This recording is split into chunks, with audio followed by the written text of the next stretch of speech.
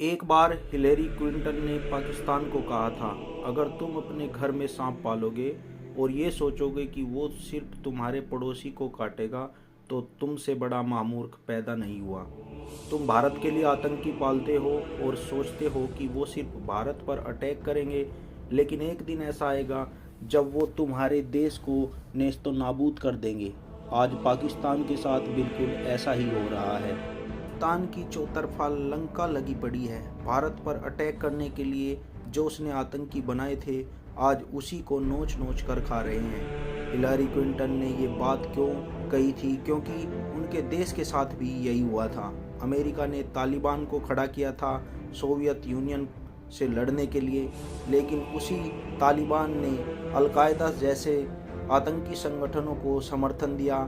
बाद में जिन्होंने 9/11 जैसा दुनिया का सबसे बड़ा आतंकी हमला करवाया था, जिसमें अमेरिका के कई हजारों लोग एक साथ मारे गए थे।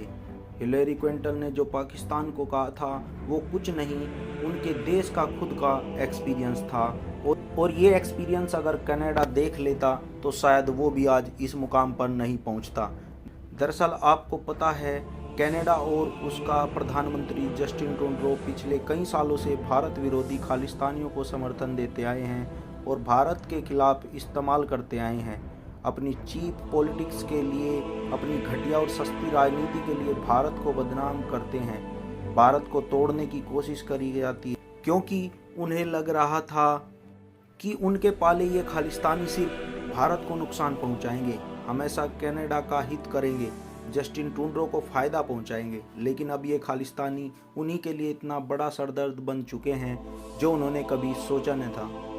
दरअसल अभी कनाडा में हाल ही के दिनों में एक रैली हुई जिसमें खालिस्तानियों ने भारत विरोधी नारे तो लगाए ही, उसी के साथ कनाडा के लोगों के खिलाफ भी नारे लगाए, जिसमें उन्होंने कहा कि गोरो अपने देश वापस जाओ, ये देश हमारा है।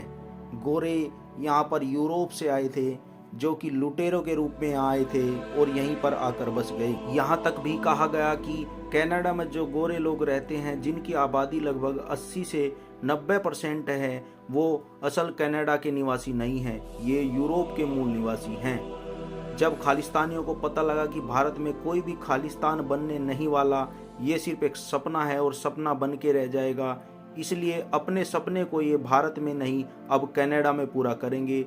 और कनाडा के अंदर ही, यानी कि जिन सांपों को कनाडा की सरकार ने पाला था, अब वही सांप कनाडा को डसने वाला है। आज इन्होंने कुंडली मार ली है कनाडा के अंदर ही। आज कनाडा में रहने वाले जस्टिन ट्रूडो के समर्थक ही कह रहे हैं कि जस्टिन ट्रूडो, तुमने ये क्या किया? तुम तो प्रधानमंत्री बन के कुछ सालों के बाद चले जाओगे, लेकिन तुमने हमारे सर पर जो मुसीबत लाद दी है, ये कई सालों तक हमारा पीछा नहीं छोड़ेगी। इस पर आपका क्या मानना है? कमेंट करके अपनी राय जरूर दें।